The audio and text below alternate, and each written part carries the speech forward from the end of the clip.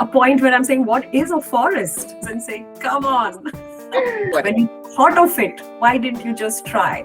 So, hi everyone, welcome back to GP World and to our Impact Shift series where we talk to people who've moved over from working in the corporate sector to coming and making an impact in the sustainability sector.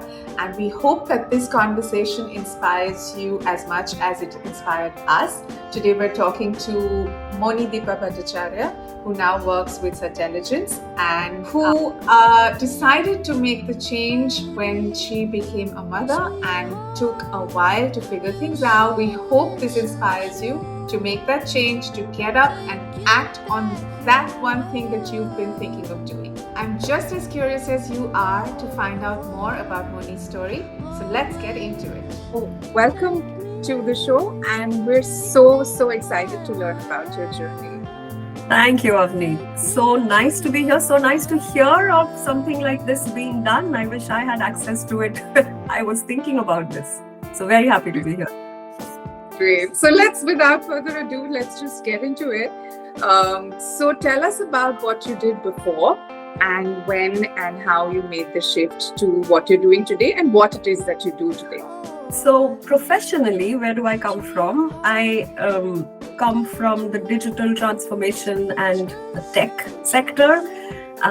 Started my career with analytics, with General Electric. Wasn't really a choice. It's where I landed after my post-graduation. And from there on, grew with the industry for the next 20 years in different roles across sales, marketing, delivery, name it, pretty much everything under the sun, until we came to the mad world of machine learning and AI and chat GPT. So I've been through the whole life cycle of that industry, working with large organizations on transformation programs across marketing, supply chain, and so on. And then somewhere along this journey, I think a year before last is when, suddenly the famous thing of purpose started cropping up. And I suddenly started feeling very disconnected with what I was doing and why I am even doing it. And that's where I did take a break from what I was doing at the time, which was active sales for an analytics and AI scale up. So it was a very exciting job, a lot of hustle, a lot of fun at a time when so much was happening in the industry. And in the middle of this boiling water is when I decided to just leave it all. And just to clear my head to see where to go next. In general, sustainability, recycling, the whole concept of climate, I think especially since I had my son, and as cliched as it sounds, but I started feeling very responsible. And I thought, now that I've brought this human being, and I'm leaving a pretty crappy world for this child who will not have anything to eat, drink, breathe. So I think that's where it started. And then, small lifestyle changes here and there. I founded a small company with a friend. We used to make these boxes for children in cities to get them interested into gardening. So we did that for quite some time and then ran out of money. So we couldn't really, unfortunately, continue with it. Worked with a lot of non-profits, both the social side and the climate side. So, I was dabbling around a lot, like saying digital. Sustainability is many things, from policy to climate to social to there's a whole ton of stuff, tech even, of course. Did some courses, tried to read up, tried to study, so I knew what the hell I was talking about when I'm talking to people, building a network. That took me some time. And that's where the sales skills helped me a lot. I was literally doing sales for myself, lead generating for myself, and then started talking to people, just started applying across the board. Instead of just saying, I want to, that means nothing. So what can I add? What are the fungible skills? Making it as specific as possible for people. So that took some time for me as well to calibrate where I fit and where I can actually bring my experience. And all of that landed me this wonderful job that I have today, I think, with an amazing company right in my city. A tech company, which was perfect because I come from the world of tech. The sector is very new to me. But now I'm part of a company called Certelligence that does deforestation monitoring across commodity origins globally. And then we work with large organizations, with non-profits, with consulting companies, etc., to inform on supply chain risk, essentially upstream supply chain risk. So yeah, that's where I've landed, and I'm absolutely still continue to be fascinated with this space. That is amazing. It is so exciting. It was so thoughtful of you to have thought that it's not enough to say that, hey, I want to work in this sector. I think that part, and that's the one that I have been telling people that I talk to who reach out to me, either to make a pivot. It doesn't matter if it's a professional pivot. It's also people are pivoting all the time, personally, professionally, interests, because it's not the easiest thing to break into anything new. For both parties, actually. So yeah, I think small is my motto. Small and steady. Consistency beats the hell out of anything else. So what was the trigger point that made you change over? Because making these changes in your everyday life is one thing, but actually making that career shift, or even making the decision to make that career shift and then working towards that, is a much bigger thing. So what was the trigger point that led you to that decision? Like that, where it's one moment or one quote or one person, like in the movies. I had been thinking about it for some time. I just didn't know how to go about it. It remained like this lofty thought that I love this space, I love what people are doing in it, but I don't know anything about it, I don't know how to get in there. But when I was in that sales job, I think two things happened. I think one, a genuine exhaustion from pretty much doing the same thing for a long period of time. And second is a genuine sense of disconnection happened. I don't know, the technology being used for all sorts of strange use cases don't seem to be solving anything. And suddenly an industry which was so meaningful, and I'm not saying it's not, the tech is amazing. And it has so much potential, right? Absolutely, it's fantastic. But there was just the use cases that I was starting to talk to clients about, it just seemed frivolous to me, and that's just me. And I have enough experience now to recognize that. And I wasn't really giving it, I think, my all. And that's when I thought, okay, there's something happening here. Could be middle age, I keep talking about it, but something was happening. And I thought, I don't want to spend the next 20 years now wondering, what if?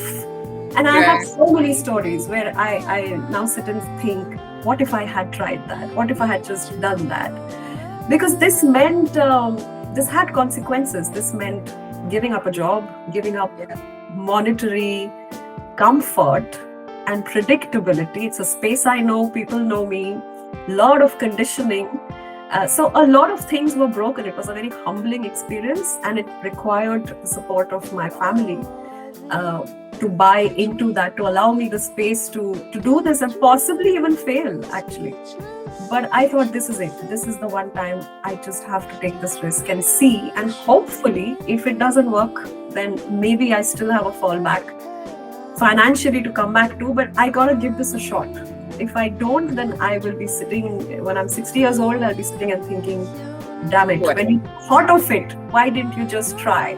So I just don't want to answer that question ever in my life again. That's amazing. That is so brave. Are there any resources or any courses or anything that helped you along the way in the beginning that you would like to recommend to people? Yes, courses for sure. For sure. I did several, actually 3. And nowadays there are so many, right? Resources are not the problem anymore. You do get spoiled by choice. I did ask people that I am interested in, say, the circular economy. What are the courses? What are some of the universities that have good short courses? Is there a long course? So there's a lot of conversation I did have, whoever I knew in the space. And it always starts with people you know. And I know people come up to me and say, I don't know anybody, I don't have a network. You have a network. If you know one person, that's a network. So that's what I tell people. Start by asking somebody. So I did start there. People recommended, I wanted short courses in the beginning because I wanted to get a sense of the whole space. There's so many moving parts. Is it more ESG reporting I want to get into? Is it more circular economy, very content driven? Is it more climate tech? Is it policy? Is it multilateralism? There were so many different paths. So I did about 3-4 around 2-month courses. And then I landed in a place where I thought I still do actually want to do this. I did want to then do a proper executive master's in one of those areas. At that time, that was my thinking. So whichever your thinking is, you know, there are people I know in the industry who've made the switch by going for a full master's. There are financial implications, so that's something to consider. If your current organization can sponsor that, if you can bear the expenses, people have done that, and then you get access to the industry immediately because you've made the educational switch. So that's very effective. I unfortunately didn't have those options, so I did these smaller courses which are free, which were very, very helpful. One, to understand where am I interested. Not all the areas interested me, but it's important to get an overview. And then second, when I started building my network, it was very important to be able to talk the language and be able to connect and understand, rather than just have very theoretical or esoteric discussions with people. Use the technology. There's enough MOOCs all over the world, very, very good ones. I did a couple of paid ones as well, which were totally worth it. I did a very short one with Harvard, with the Harvard Business School. It was expensive, but totally worth it. It was a fantastic, a very broad course on sustainability in business. Makes you understand how large organizations are actually using it with a business model. This is not an altruistic effort. This is a business. So it was really interesting to understand how these case studies, and then I had access to a small network there itself. So that's how these courses are very useful, because you get access to people which immediately become your network, and then you can continue on with the conversation. So yeah, learning, top priority, I would say, whether it's bite-sized, whether it's a big program, learning is top of the list. With that, and we'd love to actually know from you if there are any courses from any particular universities that you recommend. You can tell us later, and we'll add them in the description for anyone watching this and interested. Or of course, viewers, please feel free to comment and ask us any questions that you have about this. I've always wanted to do this ever since I was a child, but I don't think even I planned this much, so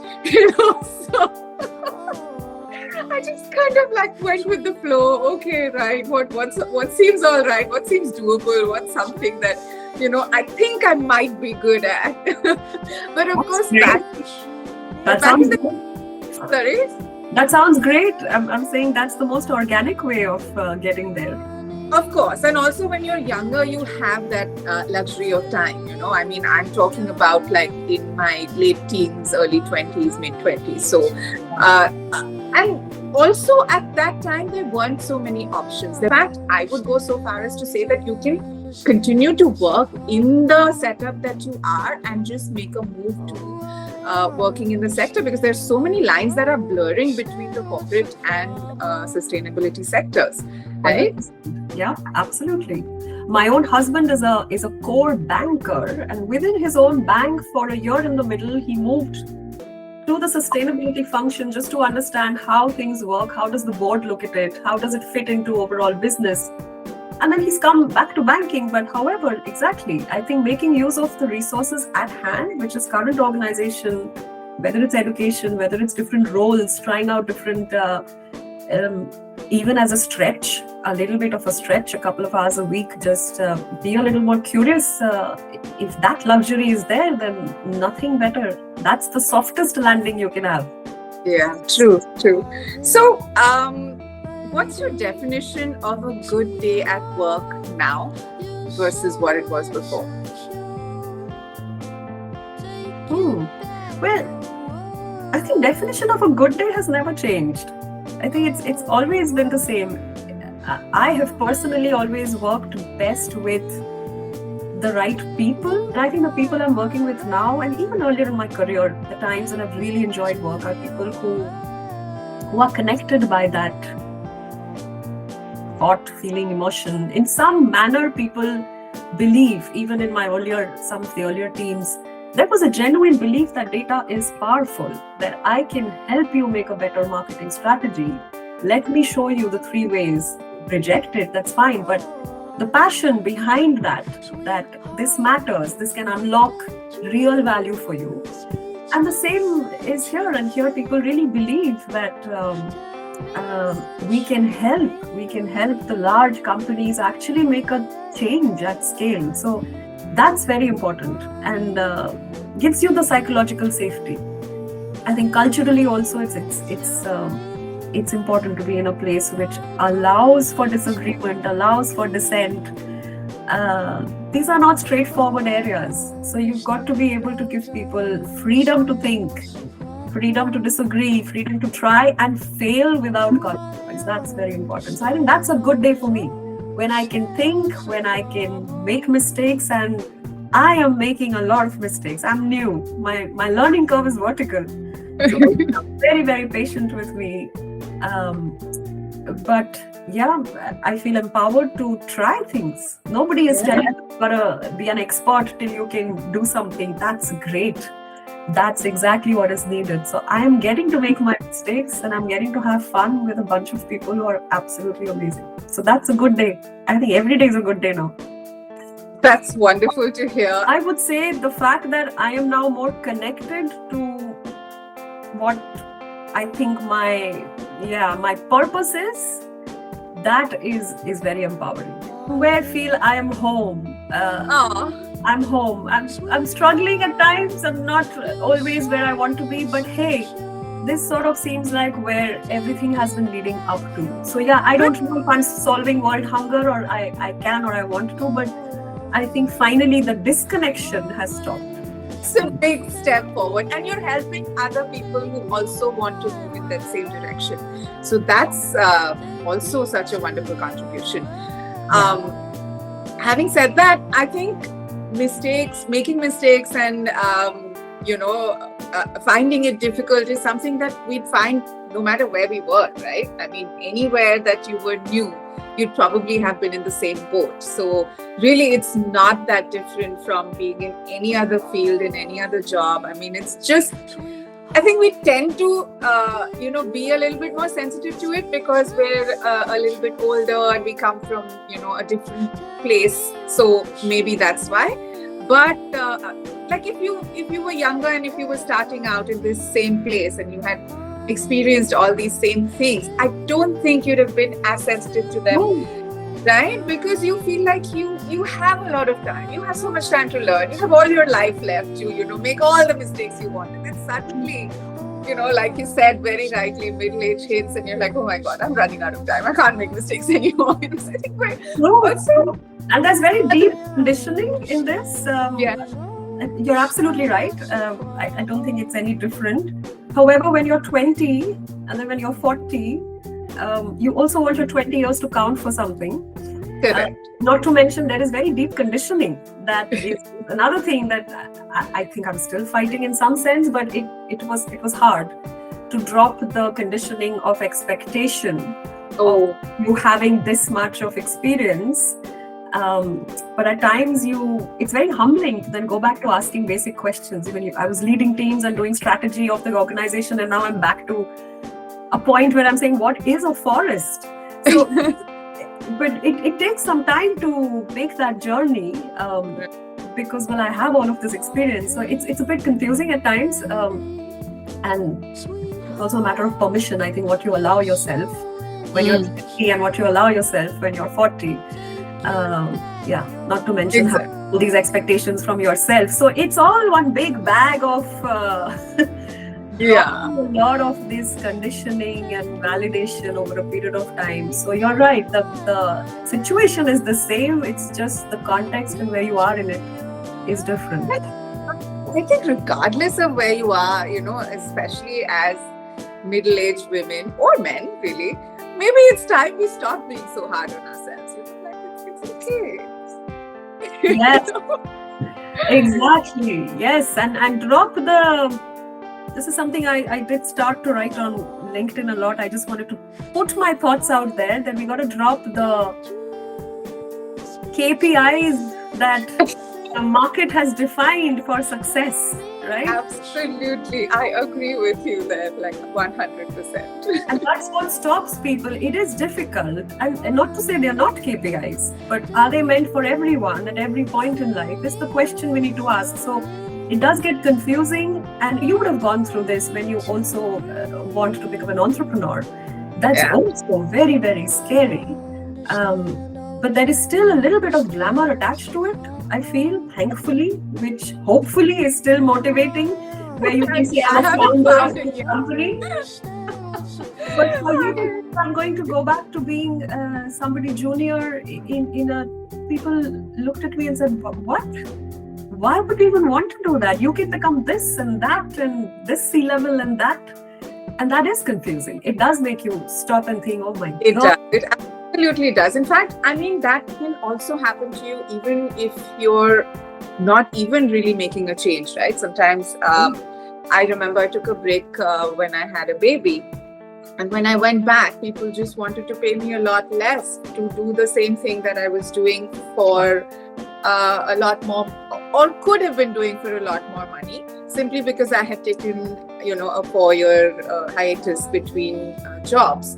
So I think it's a lot of it's us, it's society, it's the market, it's just so many factors, and then suddenly to put yourself into this whole space where everything is a variable, it can absolutely be scary. So which is why I think the one thing I'll say about every person who is a part of this series is that you've just been very, very brave. Oh, thank you. It didn't feel brave, but trust me, when you look back, it will. I suppose, yes. Thank you. So tell us something. What is the most non-corporate thing that you've done since switching careers? Like, sometimes you have certain things which are the norm in your earlier life, and then you come here and you realize, oh my gosh, this is totally so not done here. So was there anything like that you experienced?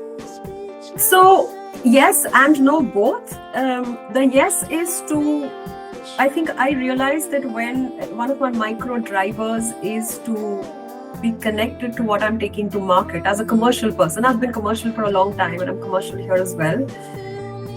So dealing with clients, the way a pitch lands when I'm truly either proud or believe in what I'm taking to market is very different from when I was just doing a job and placing a product or a service in front of someone. And I think I was motivated more by my commission and my target at the end of the month. So it makes it in some manner a transactional conversation. It's not really moving up to something. Here that part is different. I genuinely like the proposition, as you said, it's somewhere it is making a difference. And I also like the idea of watching it become part of large programs which really are the ones that can bring change. And now comes the no. Why is it no? Why is nothing different? Because like I was saying, this isn't an altruistic space. This is also a business, and it needs to be a business.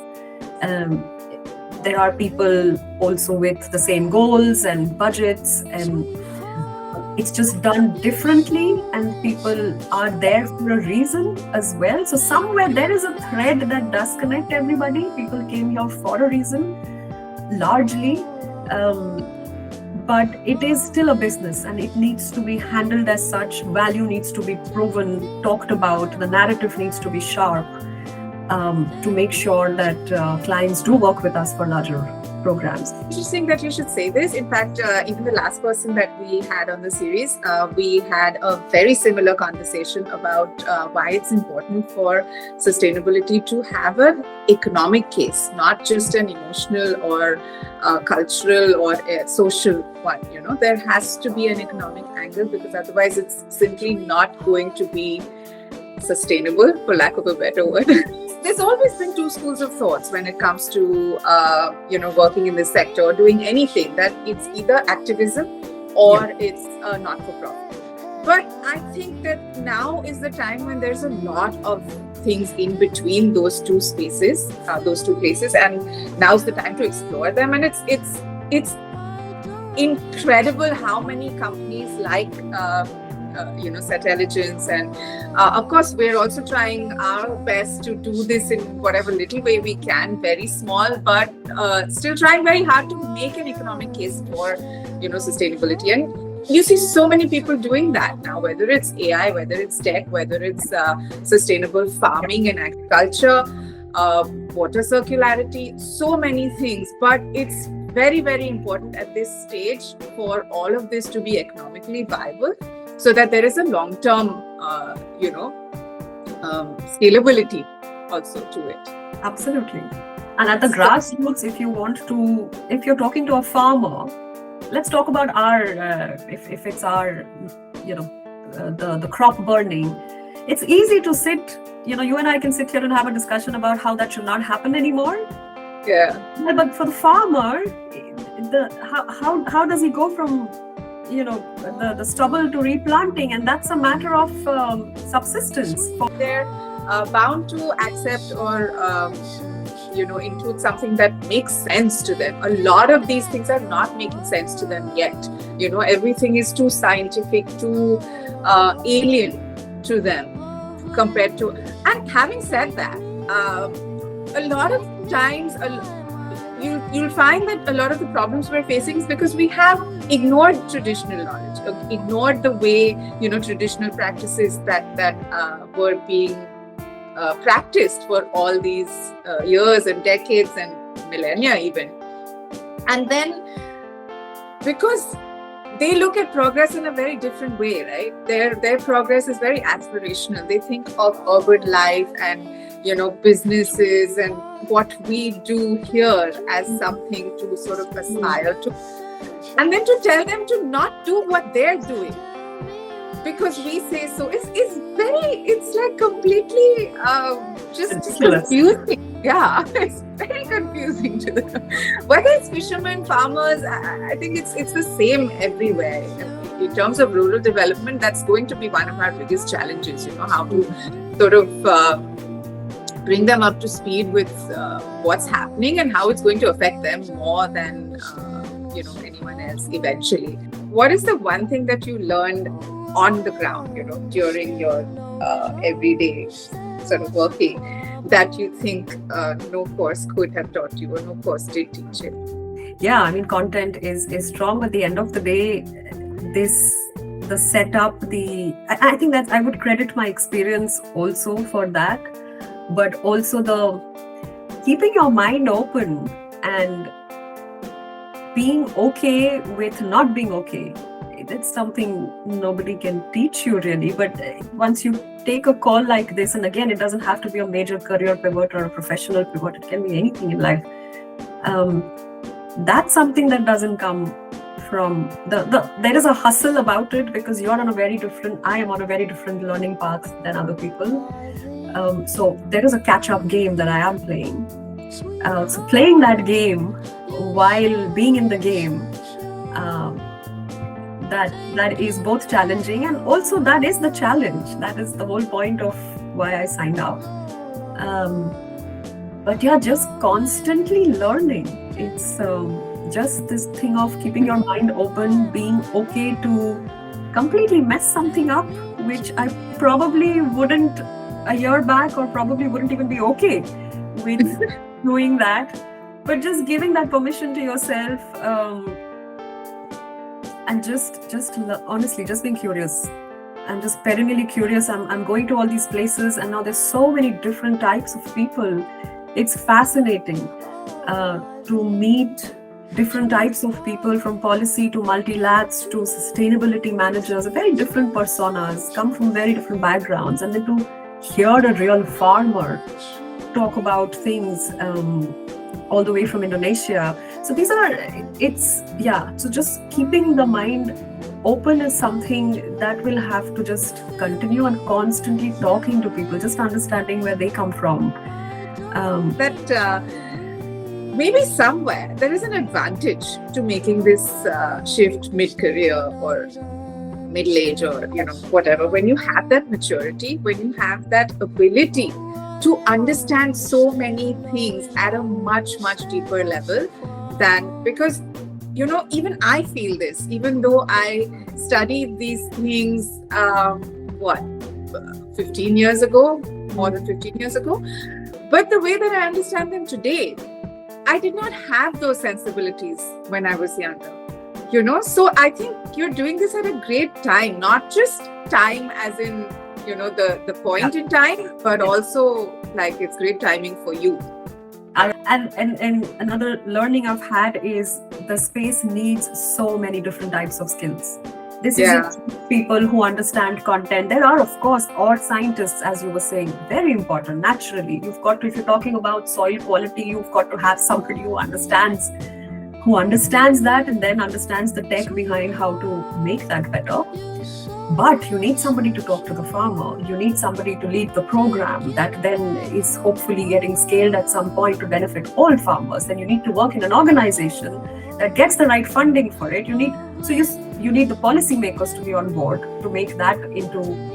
So there are so many skills needed in this space. I think people just think it needs to be only a certain kind of people. That's not true.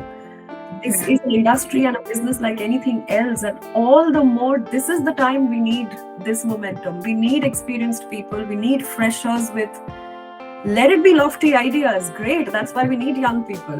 Come and break the boxes, and we need the experienced ones to come with all of that experience. Put those skills. It could be anything. It could be tech to sales to commercial to funding skills to project management. You need everybody. All hands on deck right now. So absolutely. Wow. Have you ever considered working in HR? Actually not. But who knows? I may be talking about another pivot. Why not? If there was one thing that you could bring from your old life or your old job to this one, what do you think it would be? I think it is, for me, it's always people. It's just people. That's what gets me to do anything every day. And that's what I love about where I am as well. So if you could, you would bring your entire team from there. I would bring so many people if I could. Oh my gosh! I hope they watch this and feel like motivated to do this and make that switch like you. I would, honestly. Yeah. I really would. That is such an interesting take on that. I love it. If I could, I would just drag them by their arms and say, come on. Make sure they watch this then. Okay, here's a fun one. So if your career shift had a playlist, what would your top track be? Ooh. Drew Holcomb's You Gotta Find Your People. And I remember listening to this song on loop every morning when I would go to work.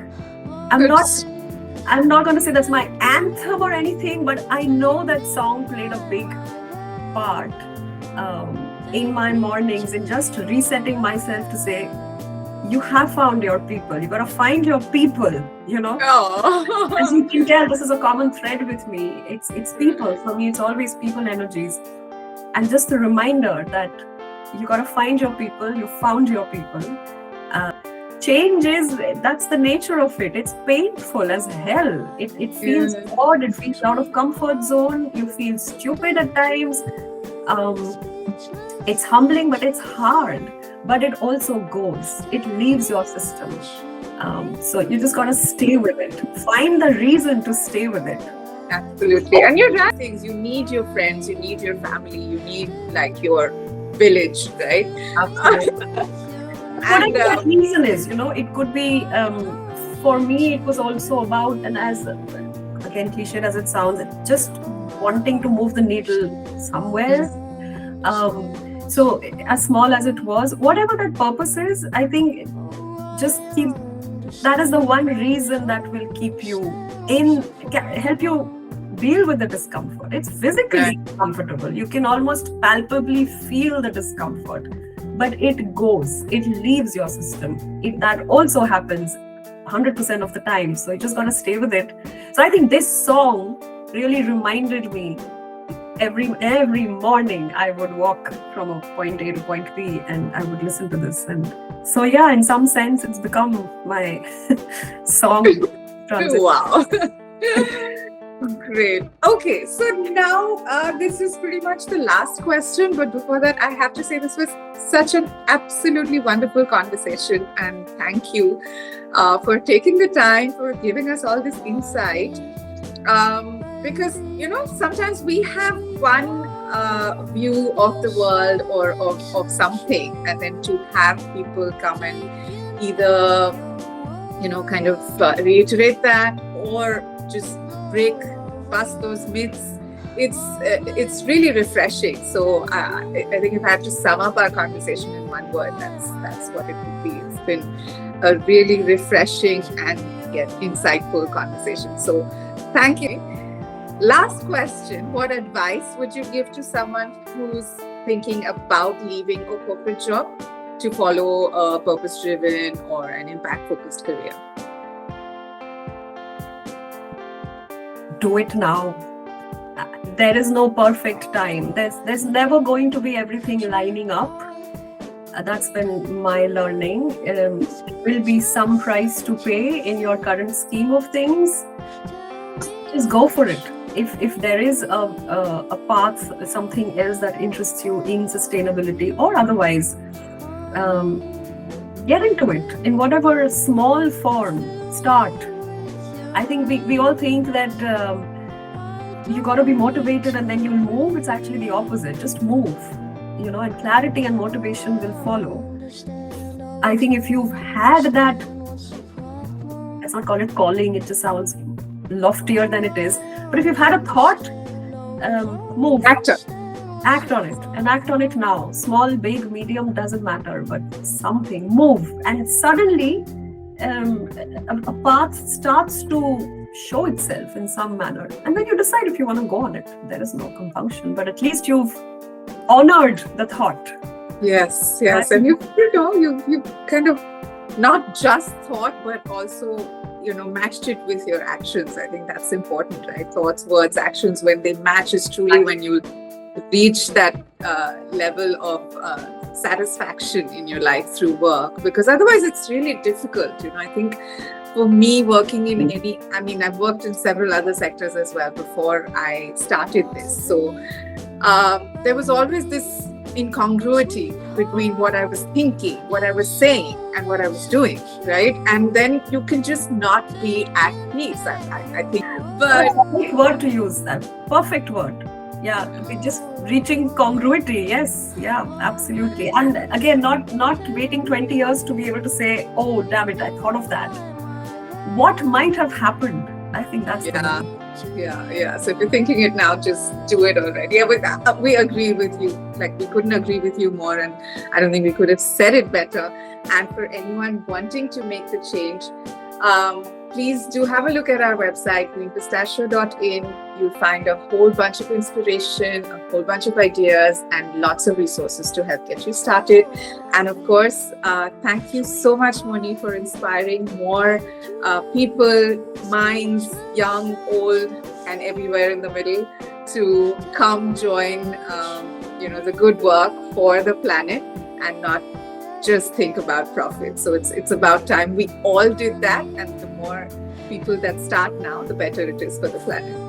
100%. Thank you so much for having me, Avni. It's really a pleasure. I'm so proud of this series that you're running. Really, it's so needed. We need to hear from people. I really like the conversation. It's real. It's on the ground. It's not spouting theory or philosophical, speeches. But this is what happens on the ground. But let's join. That's the whole. Yeah. And it's part of the series.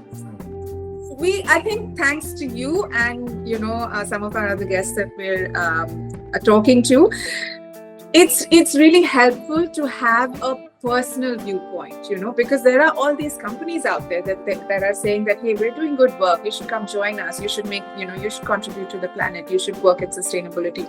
And yes, they're doing good work, but what is it really like at a personal level? Yeah. That is very, very hard for a person to, gauge.